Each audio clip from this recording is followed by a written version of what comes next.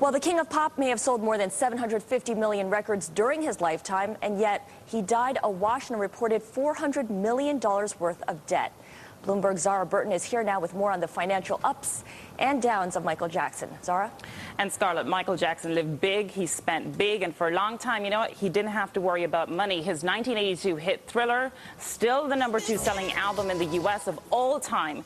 5 years later, this album, Bad, sold 22 million copies. Now, in 1991, he signed that $65 million recording deal with Sony. Disney creating a 3D movie starring the King of Pop. He also built up a steady stream of income, and this was key to his career. He bought ATV Music, which owns the copyrights to the Beatles, for $47.5 million. Now, that allowed him to buy his sprawling Neverland Ranch over in Santa Barbara in California 3 years later, and that was close to $15 million. And by 2003, Forbes estimated that Jackson had earned $500 million over the lifetime of his career, net worth $350 million.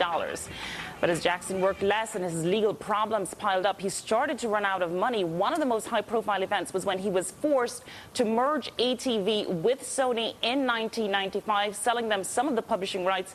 6 years later, he then had to use his half of the ATV assets as collateral for $200 million worth of loans from Bank of America. And the problems, they just continued. Jackson accused multiple times of molesting young boys, most recently in 2005 when he was acquitted at trial. Now, at that trial, forensic accountant testifying that the singer was spending as much as $30 million more a year than he actually earned.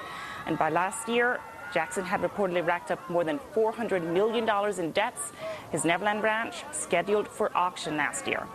Then his white knight came in the form of Tom Barrack, who heads up private equity firm Colony Capital. Barrack bought the loan for more than $20 million, helping the pop star avert foreclosure and now jointly owning the property with him now. Since then, Jackson canceled the auction of his memorabilia and possessions. That was scheduled for earlier on this year. Julian's Auction spoke to them yesterday. They were saying they were trying to arrange a sale, but Jackson wanted the articles back. They were always thinking, or they told me that he was always thinking that he would want to set up something similar to Graceland. So it's very interesting that he had said that.